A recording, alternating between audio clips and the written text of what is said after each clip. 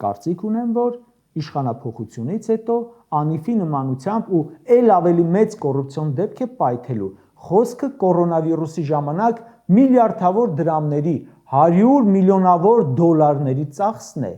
քրեական գործ ինչ որ։ Անգամ ՔՊԱ-կան փոխնախարար կալանավորվեց, բաց թողնվեց, ու ՔՊԱ-կանները ոչ միայն չէին ասում կոռուպցիոներ սրիկա,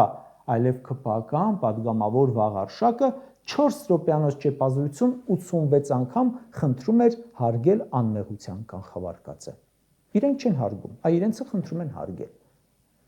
ՔՊԱ-կանների վերաբերյալ կոռուպցիոն բացահայտումները ամենօրյա են, ել չասեմ չհիմնավորված հարստացումը, չասեմ մամուլի ամենօրյա հրապարակումները, չասեմ Նիկոլի աներորդու 7 տարում 8 տունը, որը չի հիմնավորվել, չասեմ Նիկոլի մոտ ասֆալտի նախարար աշխատածի ընտանեկան $250,000 դղյակը, որը չի հիմնավորվել, ու չթվարկեմ լիքը այլ հարստացման դեպքեր, չասեմ ՔՊԱ-կանների ազգուտակով պետհիմնարկները նվաճելը, որը դարձյալ մաքուր կոռուպցիա է։ Ընկերուհուն, նշանածին, ամուսնուն, ազգային ժողովում, նախարարություններում, զանազան պուակներում աշխատանքի տեղավորելուց,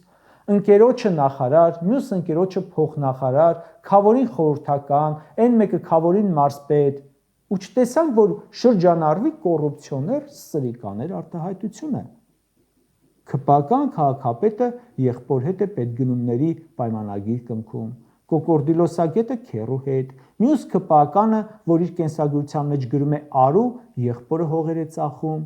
ամենուր կասկածելի եղանակով շինթույլտվություններ են, բայց ինչ որ չենք լսում կոռուպցիոներ սրիկաներ արտահայտությունը ՔՊԱ-կանների շուրթերից։